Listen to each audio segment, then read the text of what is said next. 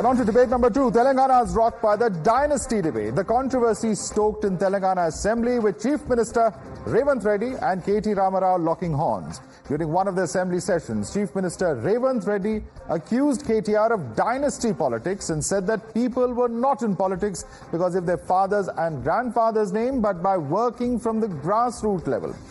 Chief Minister Revanth Reddy also added that he started working from the lowest level and later became Chief Minister of the state.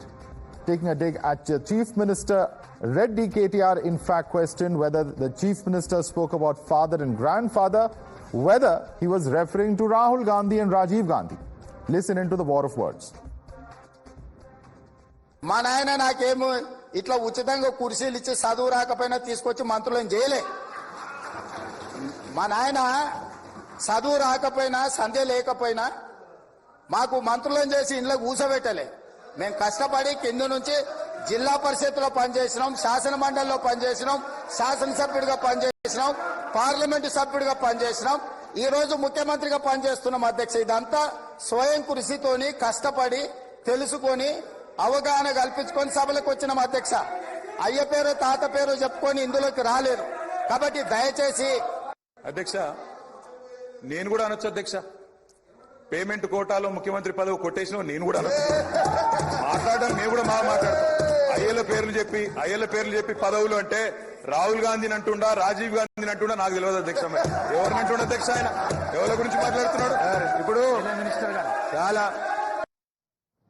And the war of words in the Assembly has given fresh ammunition to the BJP, hinting at alleged infighting within the Congress and claims that Revanth Reddy does not leave any stone unturned to embarrass Rahul Gandhi, while Congress has countered the argument that BJP and BRS were working hand in glove. Listen in.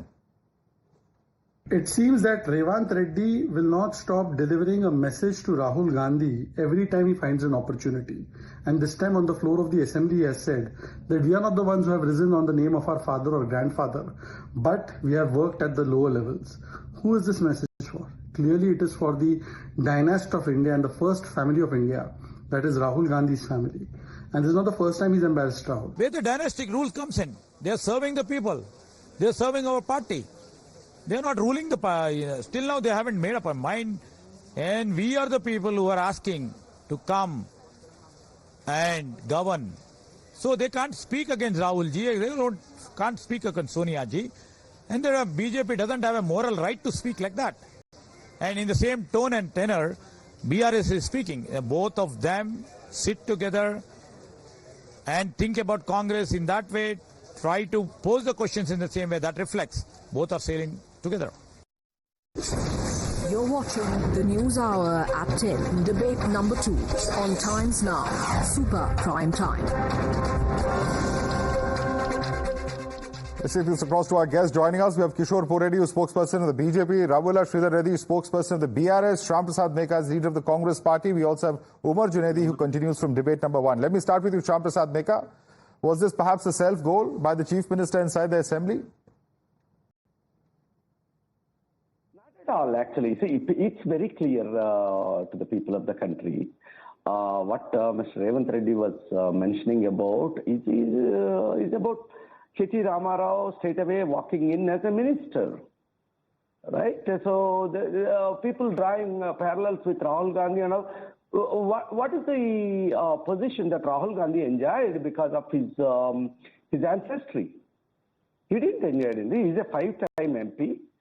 He's working hard on his own, and being a member of a particular family doesn't disqualify you, right? So there's no point, there's no logic involved in drawing a parallel. But Mr. Meka, you know, Mr. Rahul Gandhi is a 4th-generation leader. It's a fact. So there are many. One second, just 1 second. Allow me to complete. I'm asking you a question. Allow me to complete. Now, there are many. In fact, of the 326 candidates in the 2024 Lok Sabha election, 99 have political legacies. This is 30.36% of all the candidates. Now, there is a problem when it comes to dynasty politics. We will always say that, you know, the other political parties which also have the same. But when Congress is normally accused of being a dynastic political party, many will ask, does it have the moral authority to question others? Where is the question of moral authority, right? So Congress and Mr. Rahul Gandhi He's not walking into any position just like that because of their ancestry. He's struggling hard, he's fighting hard, he's working for the people. He's not hankering for power. He's not hankering for any position. So what is wrong? How do you compare that with KTR? KTR came straight away from US, and because he is KCR's son, he got the position. That's what is Parivarwad. So That is Parivarwad, but this is not. Rahul Gandhi. All right, let's get in a quick response from Ravula Sridhar Reddy. What BRS is doing is Parivarwad, not what Rahul Gandhi is doing. Please respond. What sort of hypocrisy is this? KTR straight away came from US and joined politics, where from Mr. Rahul Gandhi has come. But for Mr. Rajiv Gandhi's son, what is the other better qualification he possesses? See, we don't have to discuss on these lines, right? KTR is not a first-time politician in this assembly. I'm surprised Revanth Reddy time and again pick up the same thing. This is the 5th time he got elected as an MLA. He's a minister for 10 years. Now he is in opposition. Again he is elected. They all have come, by getting elected to the assembly. They were not nominated by KCR or any of the family members. Now the moment last time was Congress is in a problem, Rahul Gandhi never chosen, taken the responsibility of, the opposition leader or whatever. Mr. Adhir Ranjani Chaudhary was made the scapegoat. Now that they got the LOP position, yes, Rahul Gandhi is ready. Don't teach us all that. Yeah, let me bring in Udbar Junaidi on that. Let me bring in Umar Junaidi on that. Umar Junaidi, there have been statements, there have been many controversies in the past when it comes to dynasty politics. In 2017, Rahul Gandhi made some comments where he compared other political party scions and also, in fact, a famous actor. And, BJP then says that this is clearly justifying dynasty that Mr. Rahul Gandhi has done. At the end of the day, there's a saying that people who live in glass houses don't throw stones. And that's exactly what appears to have happened in the case of Mr. Revanth Reddy. Madhav, there is a huge difference between Rahul Gandhi and KTR. Now we are talking Rahul Gandhi is the 4th generation leader. It's his fate that his forefathers were the leaders and the prime ministers.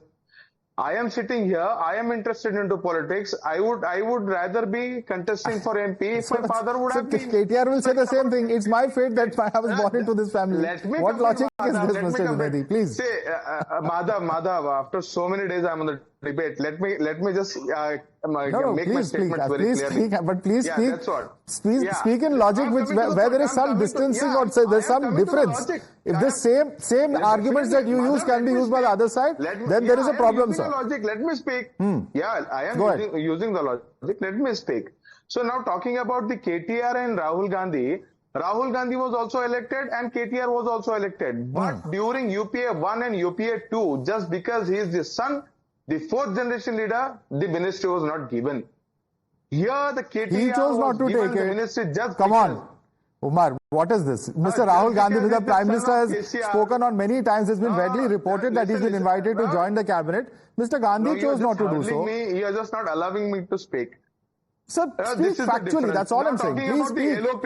Listen, now talking about the LOP, it was the Rahul Gandhi who did the Padyatra, the Bharat Jodo Yatra from Kanyakumari to Kashmir and the Bharat Jodo Nyaya Yatra. And then he took the responsibility. Before taking this responsibility, he understood what the people of India want.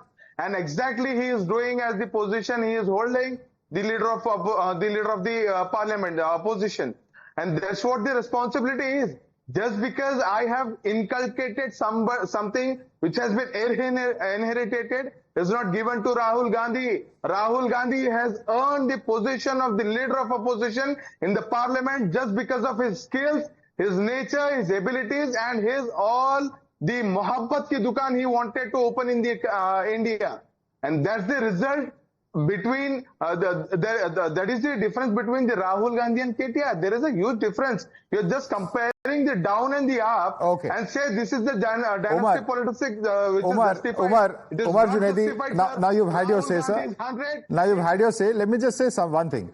That nobody is denying that it's a new aggressive Rahul Gandhi in 2024. let me grant that argument to you. Let's not even get into that debate. The only question is how he got the break, and is there any difference in what KTR did and what Mr. Rahul Gandhi has?